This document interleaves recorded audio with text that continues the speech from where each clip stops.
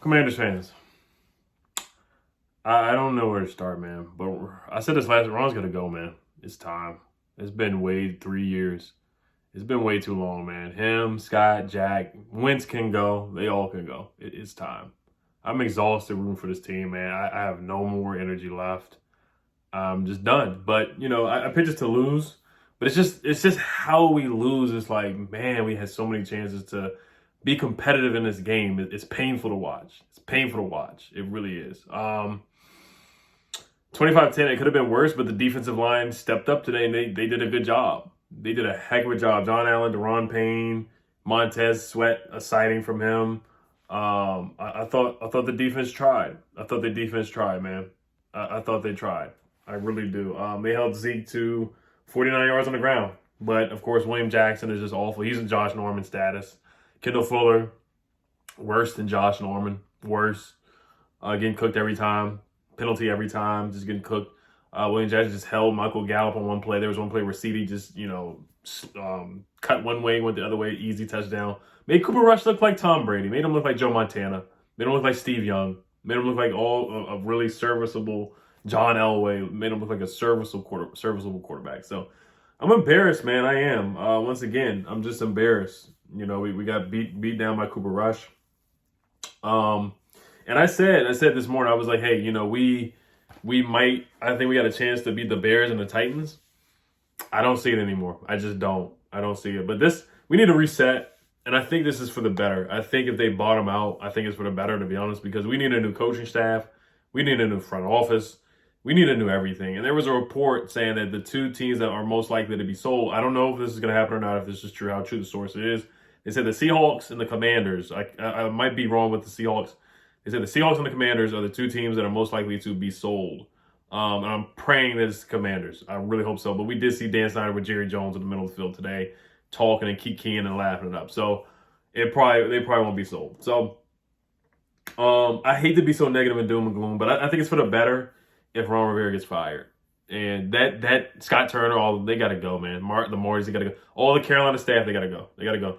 As soon as possible, expeditiously, they need to go. They really need to be fired today, but they won't.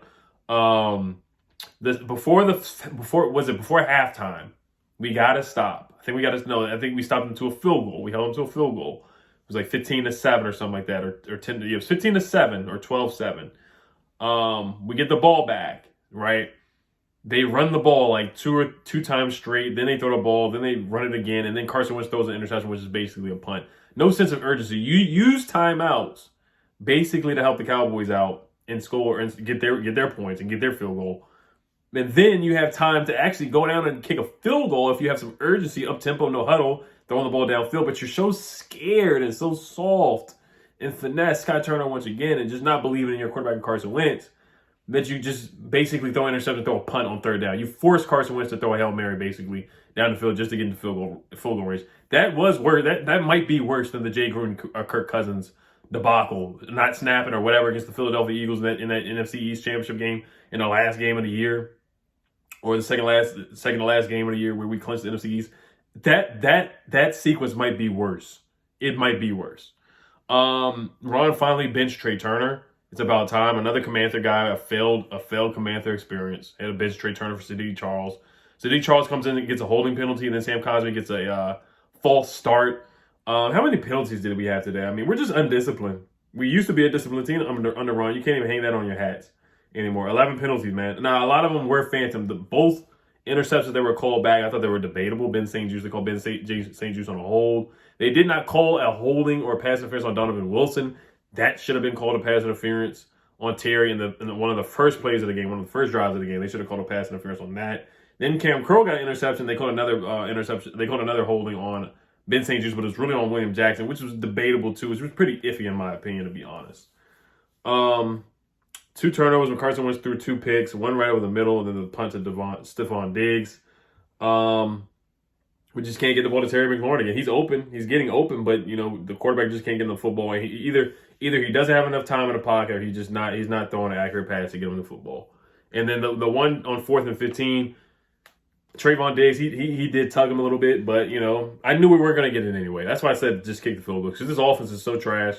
I was like, just kick the field goal. We're not going to get it, so you might as well put some points on the board and make it look respectable. You might as well. You had 8 minutes. I was like, you know what? Kick the field goal. The defensive line is actually holding up and getting stops. Let's see if we can get a stop and then onside kick. That's what I'd rather us have done rather than just not getting any points at all. You know, I mean, it didn't really matter, but I'd rather just have some points on the board. That was my logic on it because the defense actually was fighting. Like, I'm going to give the defense a little bit of credit. Like, the defensive line, they were fighting, man. John Allen was fighting hard. Deron Payne was fighting hard. Montez Sweat actually got a pass rush where they had the tip on, they batted down the pass by Cooper Rush. They batted up in the air. They got to just look around and have awareness, and they could have been a pick six. It would have been hard to get a pick six, but they could have had it if they had some alertness on that one. But offensive line is atrocious. It's really bad. And that's on Ron, man. It's on Ron and the Martys, man. We have no depth. You only want to sign backups and 6th-round picks. The cornerbacks, we don't have any depth. Kendall Fuller just getting lost in the sauce. Noah Brown cooking them. Too slow. Quicksand. Cement feet, you know, as slow as Treyaki out there. CeeDee Lamb on Jamin Davis. He was cooking Jamin Davis in the first quarter. Trey Turner had a false start and then gave him a sack. He just had to get bitched after that. John Williams played well today. I like what I saw from him on a positive note. I thought Jonathan Williams played pretty well running the football. I thought Gibby played pretty well too, for the most part. I thought he had some good runs. And that's what I said. 13 carries for 49 yards. Jonathan Williams had a big carry as well. McKissick had a couple good carries here and there. I thought we did run the ball better today. That's a positive note. Jahan Dotson did have a nice touchdown catch on Anthony Brown. Could have fully got cooked. Talked about that. Cole Hogan got, covering Michael Gallup one-on-one. I mean, that's just a recipe for disaster. And Jack Del Rio does that all the time. So I'm going to go through my notes and wrap it up because I'm exhausted watching this team. Because I love my team with a passion. But when you're watching terrible coaching, terrible decision-making, the 3rd and 3 by Scott Turner just running up the middle of Antonio Gibson, that was the worst play call I've ever seen in my life. Ever. That was the worst play call. You're basically just waving a white flag there, just running that play. I mean, that was the dumbest play I've ever seen. And last week he did the shuffle pass into the middle against the Eagles. That was another dumb pass. A dumb play call by Scott Turner. F.A. Obata. I almost forgot about F.A. Obata. Didn't even know the rule. That's on coaching too. That's on coaching too, man. And that guy, he's been in the international program. He's been with Ron in Carolina. He doesn't even know the rule. Doesn't even know the rule to pass it back. And we were actually in the game. What was it, 10-15 at that point? Didn't even know the rule, man. He got me pissed off, man. Didn't even know the rule to pick up the block. Good job blocking a field goal. But he doesn't pick up the ball in lateral, and Jeremy Reeves is yelling at him. Everybody's yelling at him. Throw it back, F.A. Throw it back. Another commander. Doesn't even know the rule. Scott Turner, terrible reverse on 2nd down. That was awful to Curtis Samuel. Penalty on William Jackson III. Stops another interception. Already talked about that. Sadiq Charles holding. False start on Cosme. It was 2nd and 8 turns into a 3rd and 22. Scott Turner shotgun run on 2nd and 26. Another terrible play call by Scott Turner. Scotty is just awful. The intentional grounding, I thought that was a terrible call. I thought Logan Thomas put his hand in the air. He was in the vicinity. Thought that was a debatable call. William Jackson holding penalty. Pass interference, talked about that already. William Jackson, the third cooked by CeeDee Lamb for a touchdown. I talked about that. That was in the 4th quarter. Then he got the holding penalty as well. Good defense, bat in the air. I talked about that. They batted the ball in the air and actually gave. And then we got a punt. They punted. The punter was so bad it went to their 30-yard line. We got the ball at their 30-yard line. We still couldn't score a touchdown. Oh my gosh. Terrible punt by Dallas. Talked about that. 4th and 15. They went for it. Like I said, they should have just kicked the field goal because I knew they were going to get it. So just put some points on the board and then try to score and get a stop, score, and then get an onside kick, and then just gotta pray to God that you win. Honestly, or something crazy. You just gotta make something happen. You gotta make something shake. Diggs held Terry a little bit on the 4th down. Talked about Wentz interception. Then after that, it was a game. It was kaput. John Bates falling on the last play of the game. Carson Wentz, man, I'm over the experiment. I think I've seen enough. If he doesn't have an offensive line and a good run game, he turns into a pumpkin, and he's just not. He gets rattled very quickly, holds on to the ball very long. And it's no point in wasting your time. And I think you keep your 2nd round pick if he doesn't play a certain amount of games. So hey, man, let's see what Sam Howell can do for the rest of the way, and let's run the football. Brian Robinson, I heard he's eligible. He's going to be eligible to play next week. I don't know if you want to rush him back or not. Chase Young, I don't even care anymore if he comes back or not. He's not going to save the season.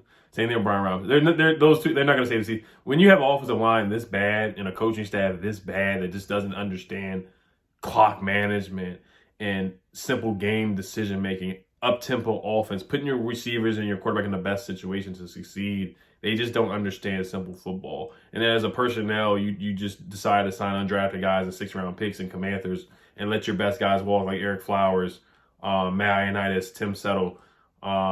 You let good guys walk and you don't sign veterans that are available that didn't play for the Panthers, and you set your team up for a failure. You know, you didn't get any better than on the defensive side of the ball. You didn't sign anybody this offseason, a noteworthy, except for John Bostic bringing him back and David Mayo bringing these guys back. Ron is just stubborn, man. Guys. I can't wait for this guy to get fired. I can't wait, man. I can't wait for this guy to get fired. I will be hosting a party and a parade. Shots for everybody. Champagne, popping champagne, all that when Ron Rivera gets fired. I can't wait, man. It's going to be a holiday. Just like Jay Gruden, it's going to be a holiday. It really is. It's going to be a holiday. When's the last game of the year? January something. I hope he doesn't make it that long. More than that last game of the year. I hope he gets fired the day after. I hope he gets that pink slip. Good guy. I think he's a leader of men, but he ain't it, man. He's an assistant coach now. Either he should be in the broadcast, ESPN, Fox Sports, whatever. I don't give a crap. He should not be coaching. Scott Turner should not be coaching. He needs to be either a quarterback's coach or an equipment manager. Either one of those. That's all I got for you guys, man. I'm speechless once again. I'm speechless. The FAO bottom play, that just shows you how bad coaching is. Special teams, everything. The fact that he didn't know that play is inexcusable. It's inexcusable. It really is. Yeah, I'm done. That's it, man. And Ron, you know what? Ron probably is going to find a way to win 7 games. That's what he does. So they're going to go on a run some random way in the season. They're going to go on a run and probably win like 4 games in a row, make themselves look respectable. They're going to try to reel me back in and make me a believer like last year, you know. But I'm not falling for the banana in the tailpipe, falling for the trick, you know. So Carson, sure, let them play against the Titans and the Bears because they're lesser opponents. And they will be easier matchups, but the Titans did win today, if I'm not mistaken. Oh, we are at the bottom of the NFC East once again. Once again, we are at the bottom of the NFC East. Nothing has changed at all. It's the same old BS. Tennessee, they won 24-17. We got to play them at Derrick Henry next week. It's going to be a tough matchup. The Bears lost to the Giants. So, like I said, they're 2 winnable games. But honestly, I don't see us doing anything. We'll probably win one out of that 2. When we really should win both, we'll probably at full round win one out of the 2. Probably be the Bears. If either one. The Giants won. They beat the Bears. The Bears are bad. We're bad. Dallas, they're 3-1. The Eagles are 4-0. They're undefeated. So we're not gonna win the NFC East. There's no chance of that happening. So it's almost draft time. It's almost draft. It really is. It's almost draft time. All right, you guys, man. You guys have a good weekend, man. Hell to the Commanders still. Peace.